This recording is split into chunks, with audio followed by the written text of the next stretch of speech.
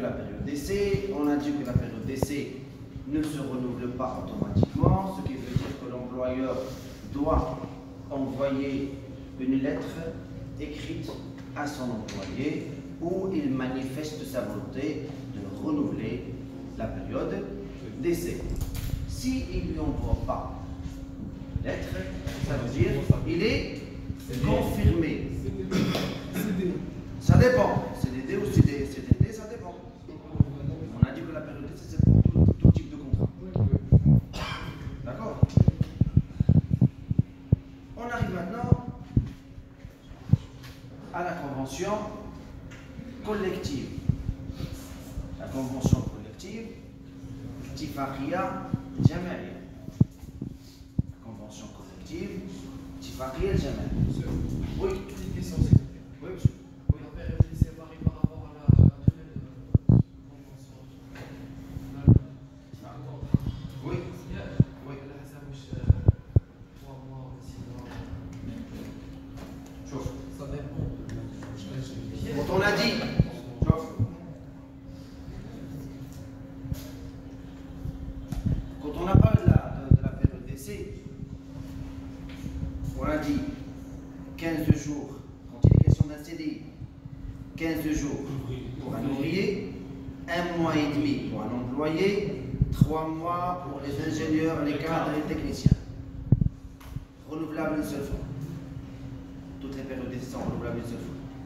D'accord? Pour le CDD, 1 jour par semaine avec un plafond de 2 semaines pour les contrats inférieurs à 6 mois. Quand le contrat égal ou supérieur à 6 mois, la période d'essai est d'1 mois. D'accord? Quand il est question d'un contrat de travail temporaire, 2 jours pour les contrats inférieurs à 1 mois, 3 jours pour les contrats entre 1 et 2 mois, et 5 jours pour les contrats supérieurs à 2 mois. Tu vois maintenant? Ça va. Le barème, c'est comme ça. Il a été établi par le législateur de cette façon. Mais si vous l'avez remarqué, quand on a parlé du contrat, il n'y a pas une période d'essai pour le contrat du stage, parce que le stage, ce n'est pas un contrat de travail, tout simplement. Monsieur, le barème universel. Tout État a sa propre législation. Ce n'est pas universel, ce n'est pas du droit international. Ça marche? Oui. Une convention collective. C'est pas réel, jamais. Oui, monsieur. On peut, à partir de la période d'essai, fixer le salaire de l'employeur.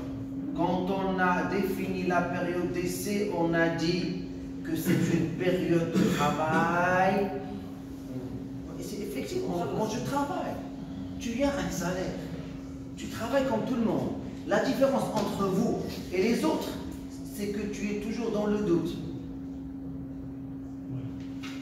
C'est ça la différence. Mais vous avez tous les droits, vous travaillez de façon effective. Ça marche. C'est quoi une convention collective? Qu'est-ce qu'elle présente, la convention collective? La convention collective présente l'essentiel des avantages accordés aux salariés. Il s'agit d'un accord collectif conclu entre les organisations portant principalement sur les conditions de travail et les garanties sociales. Une convention collective, elle ne traite que des avantages accordés aux salariés. D'accord? C'est-à-dire, quand je prends le code du travail,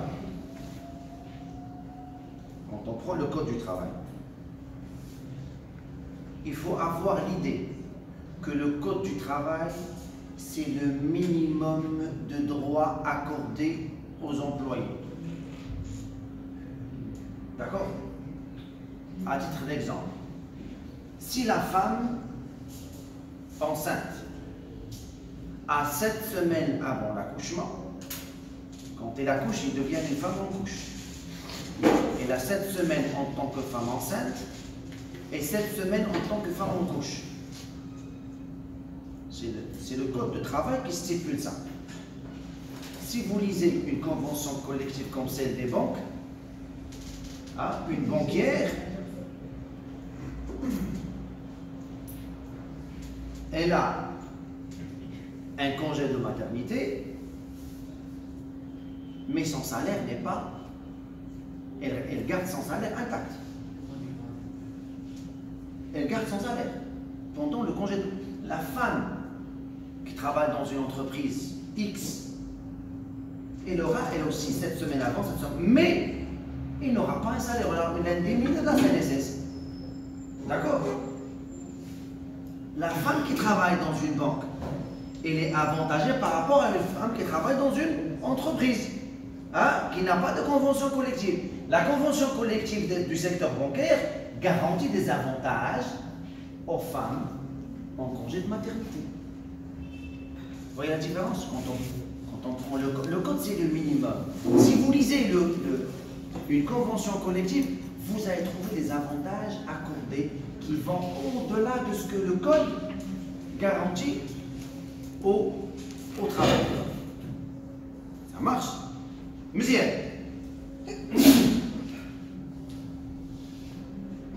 L'article 104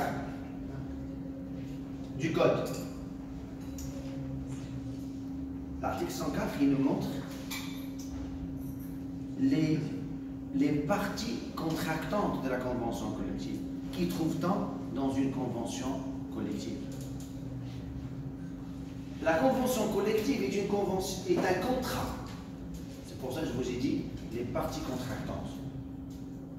Est un contrat collectif régissant les relations de travail conclues entre d'une part, les représentants d'une ou plusieurs organisations syndicales, des salariés, c'est-à-dire là, c'est des partis salariés. D'accord?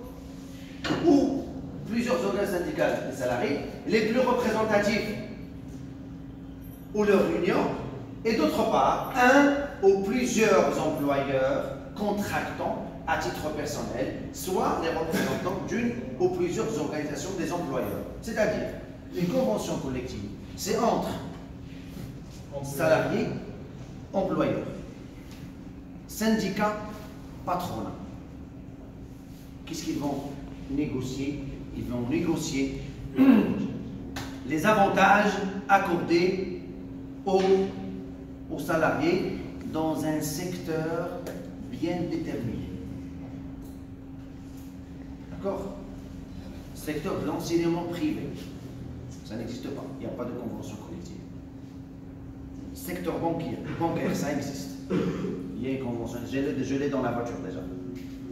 Il y a une convention collective. La CNSS, ils ont une convention collective. Ils traitent les avantages accordés aux salariés. Là, j'ai fait sous peine de nullité.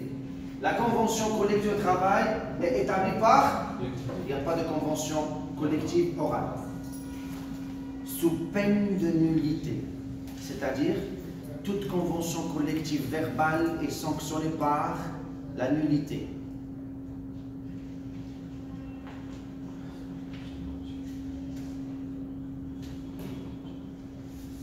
Alors, on a deux parties contractantes.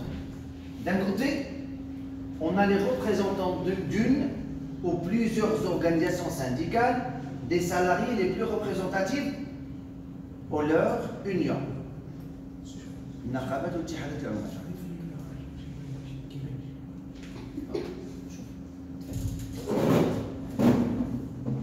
Alors là, on a les représentants d'un côté, on a les représentants d'une ou plusieurs organisations syndicales. La première partie, c'est salariés, les représentants, les salariés, les syndicats, les unions. De l'autre côté, qu'est-ce qu'on trouve? Un ou plusieurs employeurs. Quand je vois un, regardez ici, un ou plusieurs employeurs, c'est-à-dire la convention collective il peut y avoir une convention collective entre les salariés d'une usine et leur patron. Ça se peut.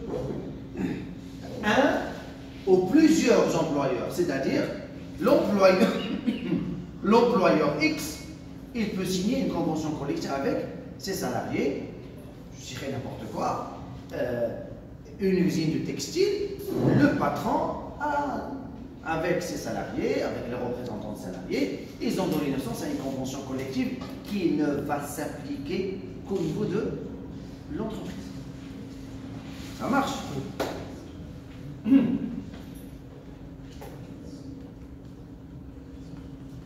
L'adhésion à la convention collective.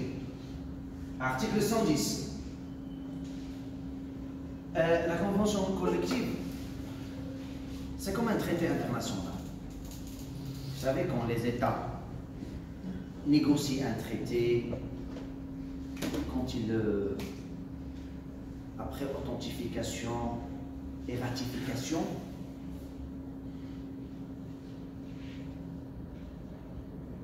j'adhère, c'est-à-dire je m'engage à respecter les dispositions du traité international. Un État qui n'a pas participé aux négociations, un État qui n'a pas participé aux négociations peut déclarer son adhésion au traité, même s'il n'a pas participé aux négociations. Vous voyez? C'est-à-dire, il n'a pas traversé les mêmes étapes. Négociation, authentification, ratification. Il passe directement à l'adhésion. Mais ça veut dire, à condition bien sûr, si le traité le stipule, ça veut dire les États qui n'ont pas négocié le traité, ils peuvent adhérer. La convention collective, c'est la même chose. Même si une usine, par exemple, ou une banque n'a pas participé aux négociations de la convention collective, elle peut y adhérer sans problème. Ça marche? Oui. Par exemple, un syndicat qui a, genre, une personne qui n'a pas une réunion de syndic pour implémenter quelque chose de nouvel. Est-ce qu'on prend en considération que cette personne est non, est-ce que le syndicat qui n'a pas été présent? Hein? D'ailleurs, il faut savoir un truc. Le syndicat qui est présent, c'est le syndicat le plus représentatif à l'échelle nationale. Pas n'importe quel syndicat. Je parle des affaires qui concernent les salariés à l'échelle nationale. Un syndicat qui n'est pas le plus représentatif, qui n'est pas représentatif à l'échelle nationale, c'est-à-dire il a, si ma mémoire est bonne, il a eu 35% des voix lors des élections. S'il n'a pas eu cette moyenne-là, il ne va pas participer. D'accord? Suite aux dispositions de l'article 110, on constate qu'il y a une liberté d'adhésion à toute organisation syndicale de salariés, toute organisation professionnelle d'employeurs qui n'est pas membre fondateur d'une convention collective de travail. C'est ce que je viens d'expliquer. Même si on n'a pas participé aux négociations, on peut demander l'adhésion. Et l'adhésion, il peut être la demande d'adhésion se fait 3 jours après notification de la convention collective. Il faut savoir que la convention collective, une fois elle est adoptée, on la notifie au tribunal. D'accord? Pour vous dire que la convention collective, ce n'est pas un document facultatif ou qui n'a pas de valeur. Non. C'est un document qui est notifié au tribunal.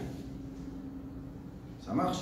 Et dans la convention collective, on détermine le secteur où il sera appliqué. Si c'est national, ça va s'appliquer au niveau à l'échelle nationale. D'accord? S'il n'est pas national, il est régional où il va s'appliquer dans une usine, ça, il est bien déterminé. Si on ne détermine pas le champ ou la zone géographique de l'application de la convention collective, si vous voulez savoir où exactement on va appliquer la convention collective, vous n'avez qu'à chercher le tribunal où elle a été notifiée. Ça marche.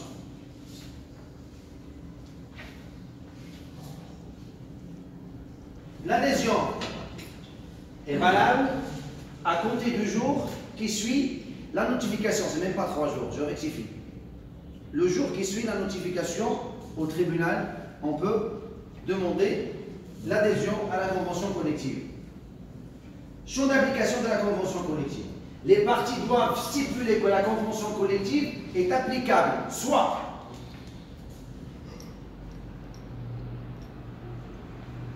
dans l'ensemble de l'entreprise, c'est là où on a dit un employeur et ses salariés. D'accord? C'est restreint. Dans un ou plusieurs établissements qui en dépendent. Soit dans une collectivité locale déterminée, soit dans une zone déterminée, soit dans tout le territoire de l'État. On détermine, ce que je viens d'expliquer, on détermine le champ ou la zone d'application de la convention collective.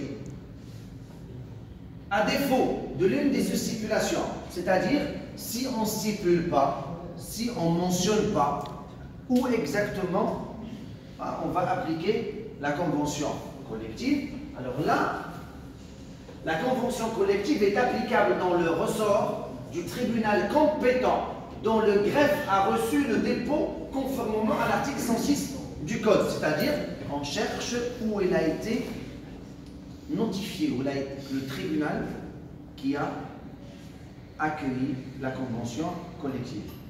D'accord? Pour savoir et avoir une idée sur la zone géographique où il sera appliqué. La convention collective de travail n'est applicable qu'à l'expiration du 3e jour, qui suit celui de son dépôt auprès de l'autorité gouvernementale chargée du travail. C'est-à-dire, il ne s'applique pas sur le champ. Là, on met l'accent sur cette idée parce qu'on a l'idée qu'une fois la loi est publiée dans le bulletin officiel, il s'applique sur le champ. C'est l'effet immédiat d'une loi. D'accord? Ce n'est pas la même chose ici. L'effet immédiat ne s'applique pas concernant la convention collective. On attend 3 jours qui suivent la notification de la convention collective. Durée d'application. Vous n'avez pas le truc? À la semaine prochaine. Ciao. Alors, la convention collective, c'est comme un contrat de travail. Une durée, il peut être d'une durée déterminée ou d'une durée indéterminée ou la durée de la réalisation du projet. Soit il est question d'une convention collective à durée déterminée ou d'une convention collective à durée indéterminée ou d'une convention ayant relation avec la réalisation